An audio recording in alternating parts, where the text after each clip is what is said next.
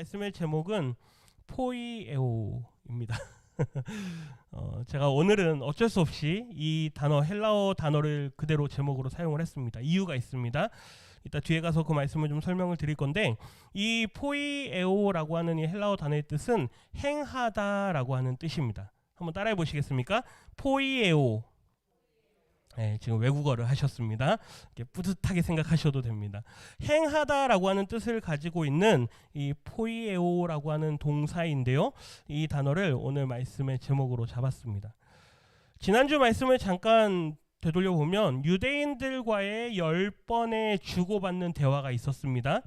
그리고 그들이 아무리 예수님을 향해서 무언가 반박을 하고 자기들에게 논리를 열심히 펴지만 그걸로는 결국 예수님에 대해서 제대로 알 수도 없고 이해할 수도 없고 구원을 얻을 수 없다라고 하는 게 지난주 말씀의 요지였습니다. 그래서 결국 예수님을 믿는 건 선택받은 하나님의 은혜로 택함받은 믿음의 자녀들이 믿음으로 예수님을 믿을 수 있고 그리고 구원받을 수 있다라는 게 지난주 말씀이었죠. 그리고 오늘 말씀 누가복음으로 오면 우리가 25절의 말씀에 어떤 율법교사가 라고 시작되는 구절을 보는데 우리말 성경에는 이 단어를 해석을 안 했습니다. 제가 가로 열고 빨간색 글씨로 뭐라고 써놨는데요. 얼마 후라고 하는 이 헬라어로는 까이 이두라고 하는데요. 그리고 보라라고 번역되는 단어인데 그게 보통은 얼마 후에 일어난 사건을 이야기할 때 그렇게 쓰입니다. 근데 우리말에는 이제 그런 내용이 없고 그냥 갑자기 어떤 율법 교사가 일어나서 예수님을 시험하려고 예수님께 말씀을 드렸습니다. 질문을 했습니다. 이렇게 번역이 됐습니다. 이 율법 교사라고 번역된 단어는 서기관들을 지칭하는 단어입니다. 그 중에서도 서기관만 해도 율법을 아주 잘 아는 사람이죠. 그런데 그 중에서도 율법에 대해서 아주 능통한 사람들이 있습니다. 그 사람들을 율법의 교사다라고 이렇게 지칭했었는데요. 오늘 이 본문에 등장하는 이 사람은 서기관입니다. 그 중에서도 율법을 아주 많이 알고 있는 사람이죠. 이 사람의 대답을 이따 뒤에서 보겠지만 말씀의 구석구석에 있는 말씀들을 아주 잘 아는 것을 알 수 있습니다. 그런데 이 사람이 갑자기 일어났다라는 얘기는 그 당시 질문을 할 때 스승이나 선생들에게 질문할 때 하던 행동입니다. 당시 선생님에게 질문을 하려면 자리에서 일어나서 질문을 하는 그러한 관습이 있었는데요. 예수님에게 질문을 하는데 어떠한 마음으로 질문을 하느냐? 예수님을 뭐 하려고 한다? 시험하려고 한다. 우리가 몇 주 동안 이 단어를 좀 봤죠? 페이라조, 그렇죠? 유혹하다라고 하는 단어의 뜻이 있고 그 다음에 뭔가 시험치기 위해서 테스트하기 위한 그런 의미가 있는데 여기서는 예수님을 한번 테스트해 보려고 하는 겁니다. 그래서 이 사람이 어떤 사람인가 한번 떠보려고 하는 마음으로 질문을 하는 거죠. 뭐라고 질문을 하느냐? 같이 한번 읽어보겠습니다. 선생님, 내가 무엇을 하여야 영생을 얻으리이까? 예수님을 향해서 선생님, 내가 무엇을 해야 영생을 얻겠습니까? 라고 질문을 합니다. 다시 한번 말씀드립니다. 이 질문을 한 사람은 율법을 아주 잘 아는 사람이죠. 아는 것으로 끝나지 않고 당시 유대인들 중에서 특히 바리새인들은 율법을 아주 잘 지키는 사람들이었습니다. 그렇기 때문에 그들에게 영생, 즉 구원이라고 하는 것은 무엇과 깊이 관련이 있느냐? 율법을 얼마나 잘 지키느냐와 관련이 있습니다. 그러니까 이 사람의 질문은 우리가 생각하기에는 뭔가 좀 이상하지만 이 사람에게서 이 질문은 아주 합당한 질문입니다. 아주 잘 맞는 질문이죠. 율법을 자기는 잘 지키는 사람이니까 우리가 구원을 받으려면 무엇을 해야 합니까? 무엇을 해야 영생을 얻을 수 있습니까? 무엇을 해야 구원을 받을 수 있습니까? 어떤 율법을 지켜야 구원을 받을 수 있습니까? 이렇게 예수님께 물어보는 거죠. 우리 입장에선 이 질문이 좀 어떻습니까? 잘 받아들여지십니까?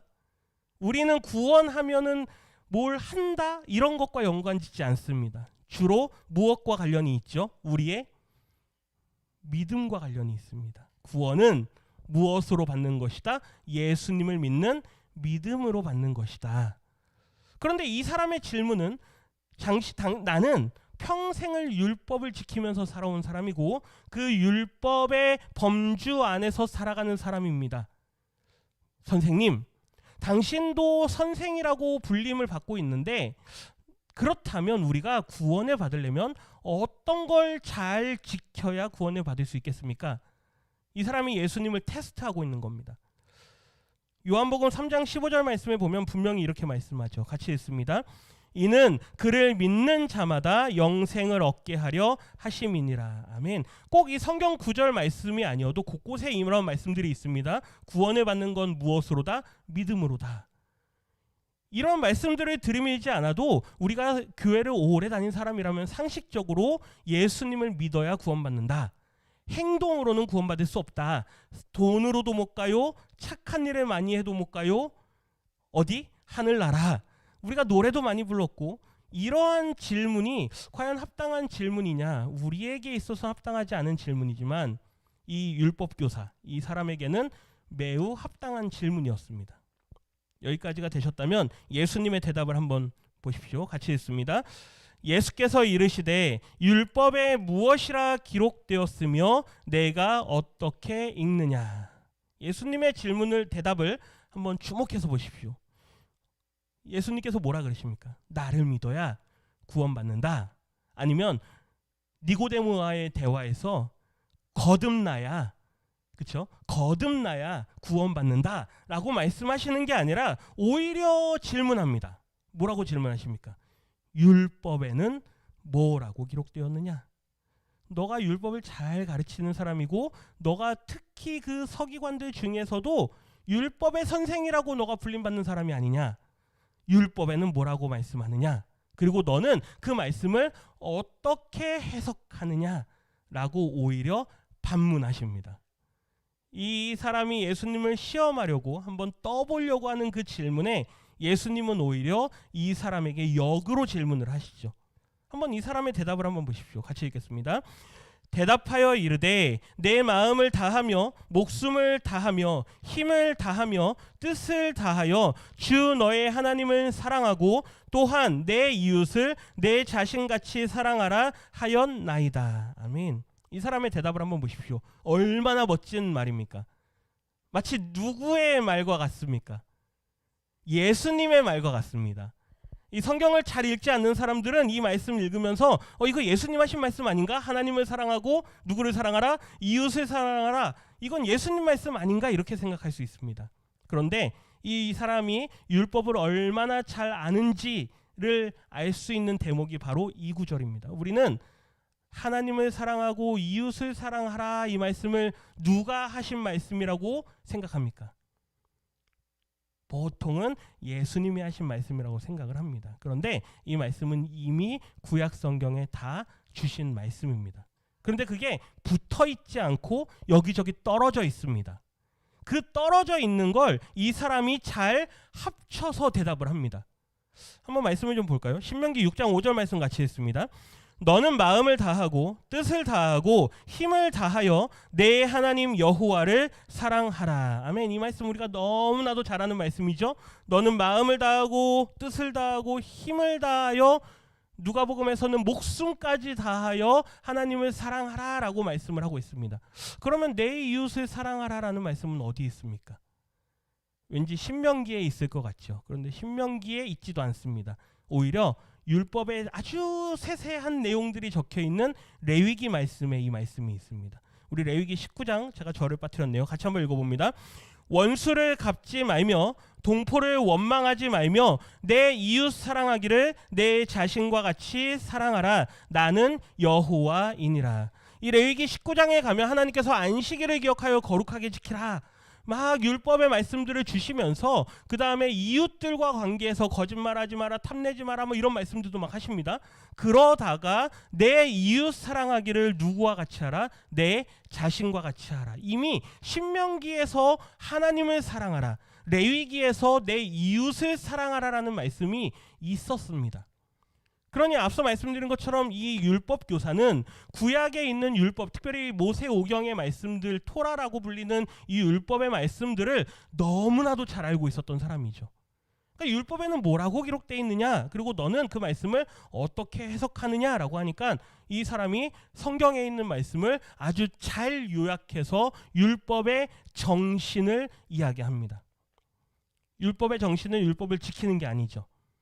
율법의 정신은 뭡니까? 하나님을 사랑하는 것, 그 다음에 이웃을 사랑하는 것. 그 율법의 정신을 예수님으로부터 직접 말을 듣지도 않았음에도 불구하고 이미 이 사람은 율법의 말씀들을 읽으면서 아주 잘 율법의 정신 그대로 해석해내고 있었던 사람입니다. 이 사람은 대단한 사람입니다. 예수님을 만나지 않았음에도 불구하고 율법의 아주 제대로 된 정신을 그대로 알고 있었던 사람이죠. 예수님의 대답을 한번 보십시오. 같이 읽습니다. 예수께서 이르시되 내 대답이 옳도다. 이를 행하라. 그러면 살리라 하시니. 아멘. 예수님의 대답을 한번 보십시오. 예수께서 이르시되 내 대답이 어떻다? 옳다. 잘 말했다. 너가 성경을 제대로 이해하고 있구나. 너가 율법의 말씀을 정확하게 파악하고 있구나. 율법의 정신은 율법을 지켜라 이게 아니라 하나님을 사랑하고 이웃을 사랑하라. 그게 율법의 정신인데 너가 그걸 아주 잘 지키고 있구나. 잘 깨닫고 있구나. 거기서 끝나지 않습니다. 뒤에 한마디 더 붙이시죠. 뭐라고 말씀하십니까? 이를 행하라. 이 사람의 질문이 뭐였는지 기억하십니까? 내가 무엇을 해야. 여기도 포에오입니다. 제가 무엇을 해야 구원을 받을 수 있습니까? 율법엔 뭐라고 기록됐느냐? 하나님과 이웃을 사랑하라라고 말씀하셨습니다. 너의 말이 옳다. 포이에오. 그대로 뭐 하라? 행하라. 그러면 뭐 할 것이다? 살 것이다. 한번 보십시오. 우리의 기대라면 너의 말이 옳다. 그런데 그것만으로는 안 된다. 율법을 잘 지키는 것, 하나님을 사랑하는 것도 맞고 이웃을 사랑하는 것도 맞다. 그런데 그것만으로는 아니다. 뭐까지 말씀하셔야 됩니까? 누구를 믿어야 된다? 어쨌든 나를 믿어야 된다. 분명히 우리가 기대하는 건 예수님께서 나를 믿어야 한다. 주 예수를 믿어야만 너가 구원받을 수 있다. 너가 영생을 얻을 수 있다. 너가 거듭나야 한다. 이런 말씀을 하실 거라고 생각을 하지만 예수님께서 그렇게 말씀하지 않으십니다. 그대로 뭐 하라? 행하라. 너가 말씀을 읽었느냐? 말씀을 깨달았느냐? 그렇다면 깨달은 대로 행하라. 그러면 뭐 할 것이다? 살 것이다 라고 말씀을 하십니다. 무엇을 해야 영생을 얻을 수 있습니까? 그럼에도 불구하고 이 질문에 대해서 우리의 생각에는 좀 이상한 것 같지만 이 질문에 대해서 예수님은 눈높이를 맞춰서 유대인의 입장에서 그리고 율법을 가지고 있는 그 사람의 입장에서 아주 잘 말씀해 주셨습니다. 너가 성경을 제대로 깨달았으니 내가 너에게 성경에 대해서 뭔가 이렇다 저렇다 더 설명할 게 없구나. 그저 너가 믿은 대로 행하라. 같이 한번 읽어보겠습니다.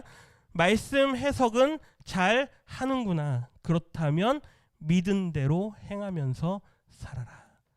예수님께서 이 율법 교사의 마음을 아셨을까요? 몰랐을까요? 아셨습니다.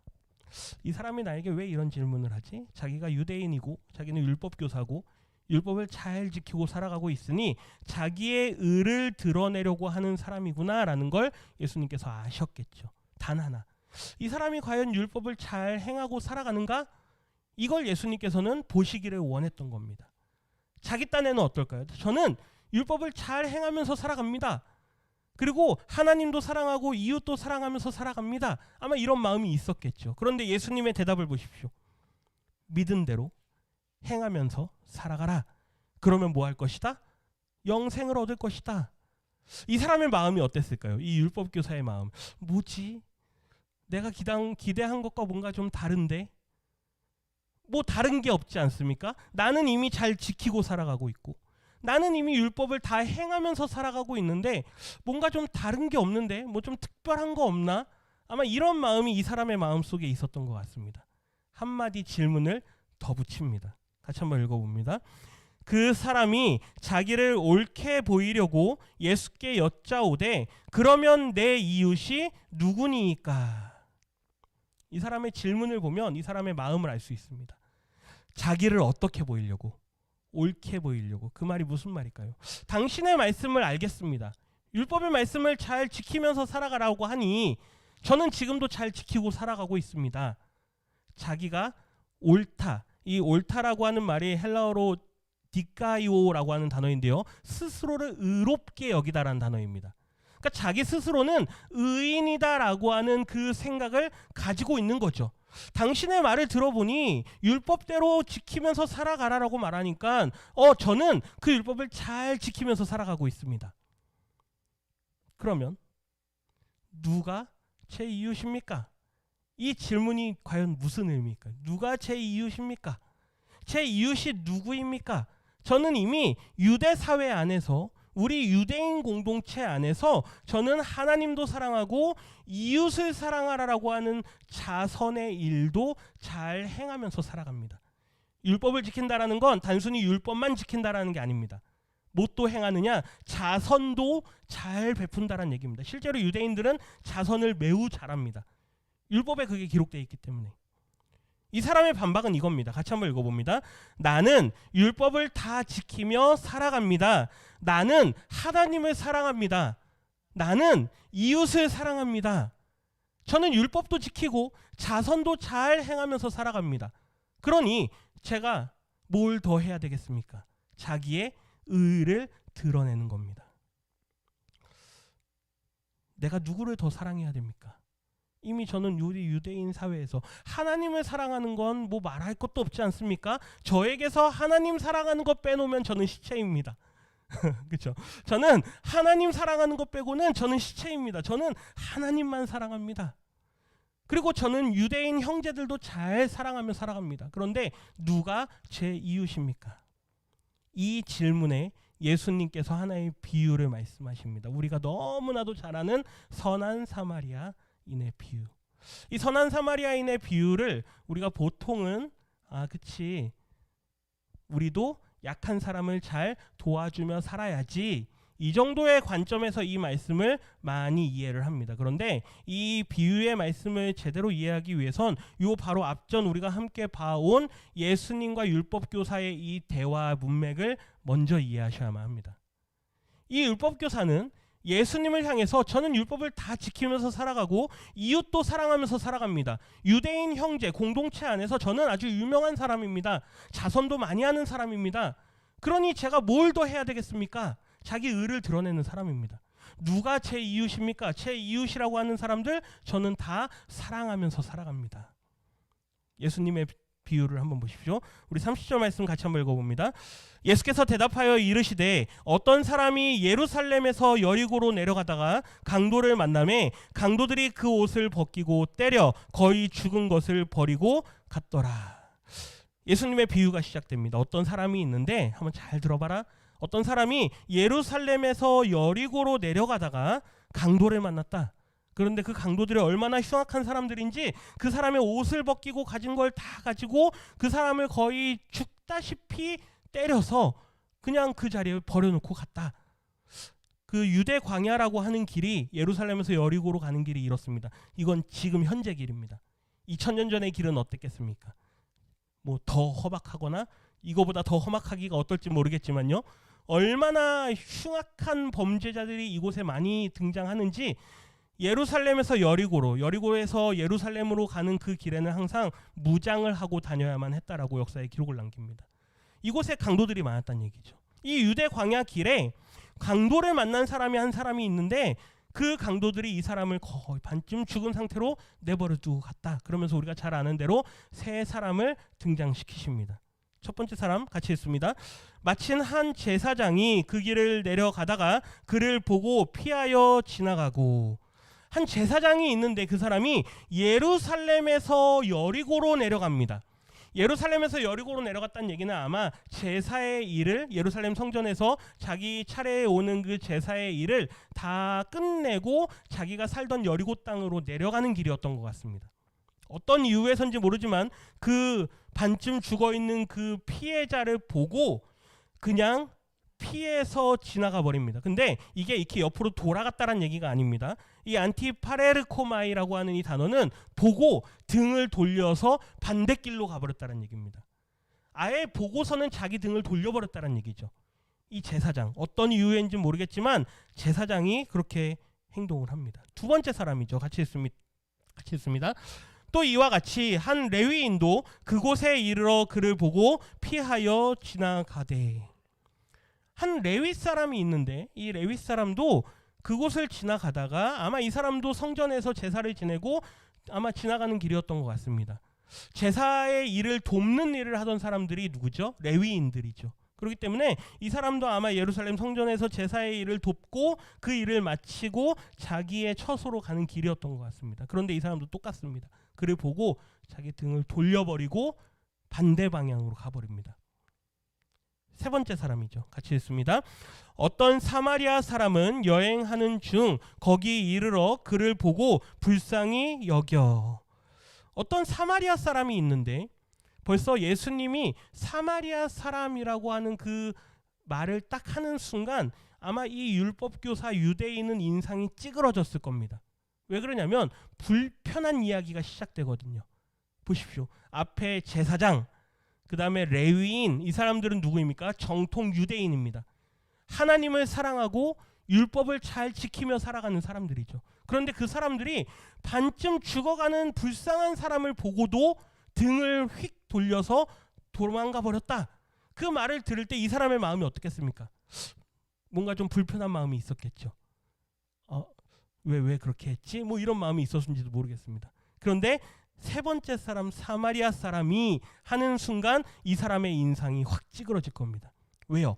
자기들 유대인들과는 상종하지도 않는 사람이고 아주 죄인 취급하는, 아주 더러운 사람 취급하는 그 사마리아 사람이 하면서 예수님이 말을 시작하니까 인상이 확 찌그러지겠죠. 여행하는 중에 거기 이르러 그를 보고 어떻게 합니까? 불쌍히 여겼다. 이 스플랑크니조마이라고 하는 단어는 이 스플랑크노온이라는 단어가 내장입니다. 심장. 이게 끊어지는 마음.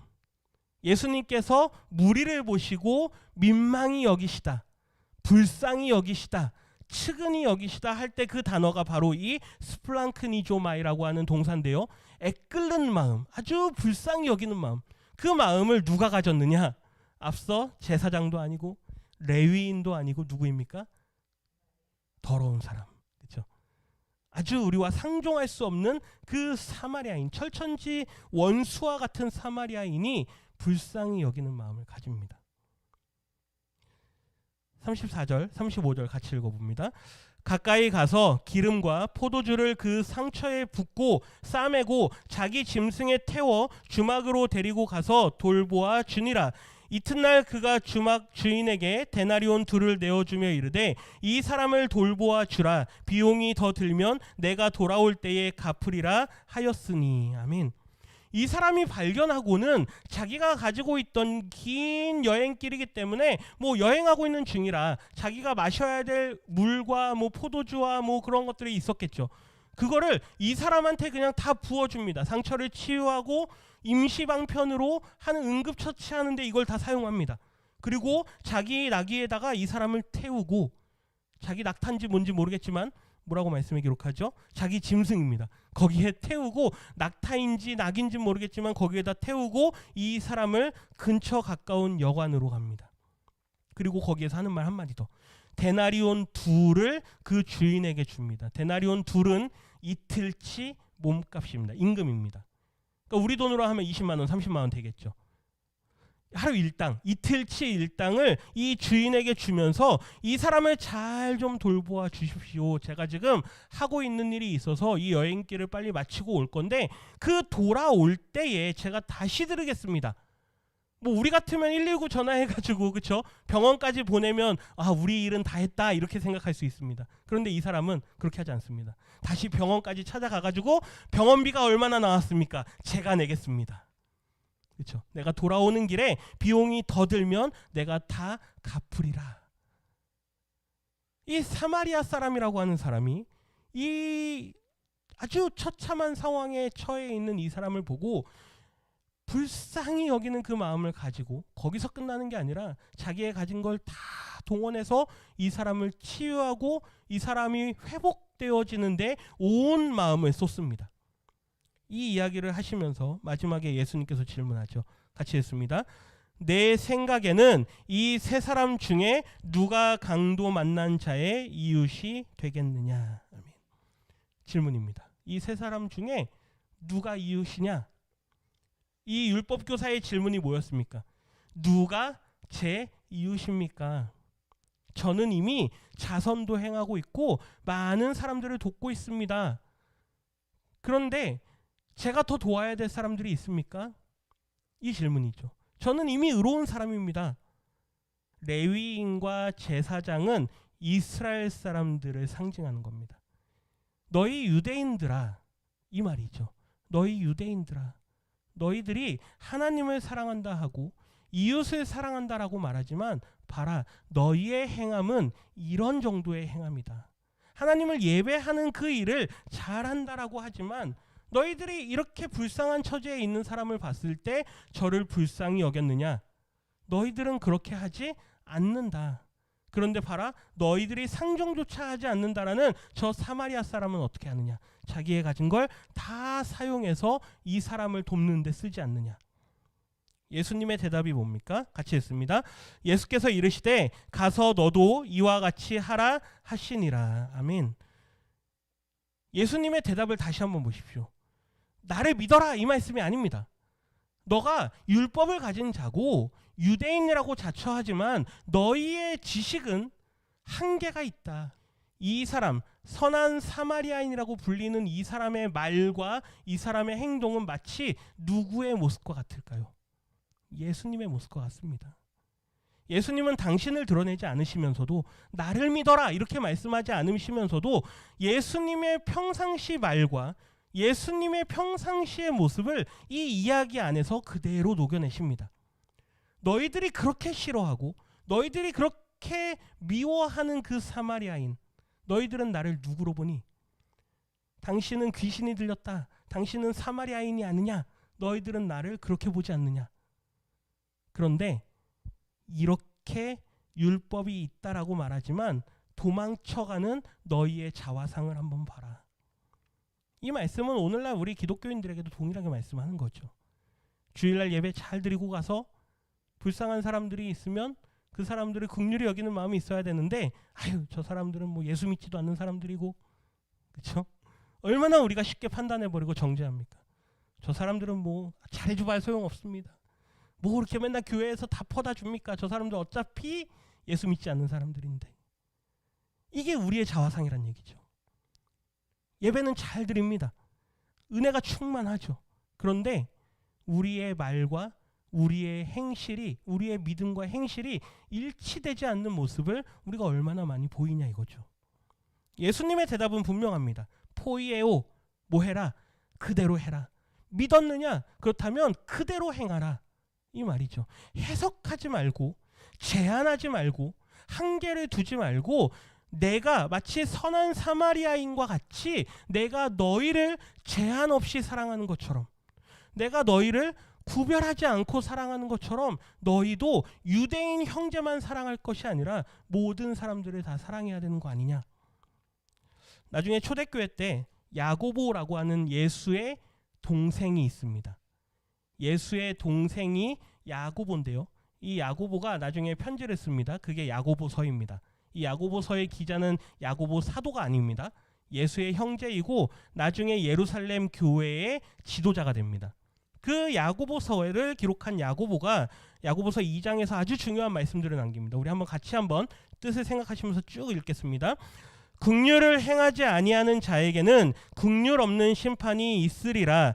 긍휼은 심판을 이기고 자랑하느니라. 아멘. 여기 이 긍휼이라고 하는 단어는 우리가 흔히 알고 있는 대로 불쌍히 여기는 마음입니다. 앞서 말씀드린 것처럼 스플랑크논, 내끓는 마음, 내장. 근데 그게 불쌍히 여기는 마음이란 얘기죠. 그 긍휼은 심판을 이기고 자랑하느니라. 다음부터 중요하니까 잘 한번 읽어보십시오. 내 형제들아, 만일 사람이 믿음이 있노라 하고 행함이 없으면 무슨 유익이 있으리요? 그 믿음이 능히 자기를 구원하겠느냐? 지금 이 말씀은 누구를 향한 말씀일까요? 율법교사를 향하는 말입니다. 하나님에 대한 믿음이 있느냐? 율법에 대한 믿음이 있느냐? 그런데 그 율법대로 하지 않지 않느냐?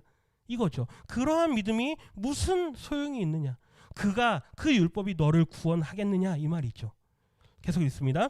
만일 형제나 자매가 헐벗고 일용할 양식이 없는데 너희 중에 누구든지 그에게 이르되 평안히 가라, 덥게 하라, 배부르게 하라 하며 그 몸에 쓸 것을 주지 아니하면 무슨 유익이 있으리요. 이와 같이 행함이 없는 믿음은 그 자체가 죽은 것이라. 아멘. 불쌍한 사람, 헐벗은 사람에게 평안히 가십시오. 이게 무슨 의미가 있냐 이거죠. 입고 있는 거 벗어주든지 단은 얼마라도 쥐어주든지 하라란 얘기죠. 18절 19절 있습니다. 어떤 사람은 말하기를 너는 믿음이 있고 나는 행함이 있으니 행함이 없는 내 믿음을 내게 보이라. 나는 행함으로 내 믿음을 내게 보이리라 하리라. 내가 하나님은 한 분이신 줄을 믿느냐? 잘하는도다. 귀신들도 믿고 떠느니라. 심지어 귀신들도 하나님에 대해서 안다. 너가 하나님을 안다라고 말하느냐? 잘했다. 그런데 그 아는 지식만으로는 너를 구원할 수가 없다란 얘기죠. 22절과 26절 같이 있습니다. 내가 보거니와 믿음이 그의 행함과 함께 일하고 행함으로 믿음이 온전하게 되었느니라. 영혼 없는 몸이 죽은 것 같이 행함이 없는 믿음은 죽은 것이니라. 율법 교사는 예수님에게 와서 율법의 행함을 물어봅니다. 그런데 그 믿는 정도가 자기들의 한도 안에서 믿는 거죠. 예수님께서 원하시는 믿음은 그걸 뛰어넘는 믿음입니다. 더 나아가서 누구까지도 사랑하라, 원수까지도 사랑하라. 연약한 자들, 불쌍한 자들, 헐벗은 자들, 그들을 구별하지 말고 차별하지 말고 긍휼히 여기라. 이 모든 말씀들의 결론을 이렇게 정리하고 싶은데요. 같이 한번 읽어봅니다. 바르게 믿었다면 믿은 대로 행하십시오. 이 사마리아인의 비유는 율법 교사의 바른 믿음이 있었지만 그 믿음이 그들의 삶에서 일치되게 나타나지 않는 그 모습을 예수님께서 지적하시는 말씀입니다. 예수님을 믿어야 구원받을 수 있죠. 그런데 그 믿음이 있다면 우리도 예수님과 같이 원수까지도 사랑할 수 있는 그 삶의 행함이 우리 가운데 나타나야 된다라고 말씀하는 겁니다. 이렇게 말하면 마치 행함으로 구원받는 걸 강조하는 것처럼 보이죠. 그런데 야고보 이 기자는 분명하게 이야기합니다. 행함이 따르지 않는, 사랑의 베품이 따르지 않는 그 믿음은 그 자체로 유익이 없다. 아무리 많은 은사가 있고 아무리 많은 능력이 있어도 거기에 사랑이 없다면 그건 울리는 꽹과리와 같다. 사도 바울도 같은 말을 하죠. 우리에게 필요한 것이 무엇이냐? 하나님을 사랑하라, 이웃을 내 몸과 같이 사랑하라. 이 율법의 말씀은 우리에게 그 정신 그대로 적용됩니다. 동일하게 율법 교사가 적용했던 것처럼. 그러나 그것이 우리의 삶과 우리의 생활과 붙어있지 않고 떨어져 있다면 그거는 아무 유익이 없다라고 하는 것이죠. 예수님의 말씀은 이겁니다. 포이에오, 뭐하라? 믿은 대로 행하라. 바라기는 이번 한 주간, 아니 우리 남은 평생에 걸쳐서 우리가 믿는다면, 믿음이 커간다면, 하나님을 아는 말씀의 지식이 더 많아진다면 그 믿음만큼 우리가 행하면서 실천하면서 살아갈 수 있는 우리 모든 성도님들이 되시기를 주님의 이름으로 축원합니다.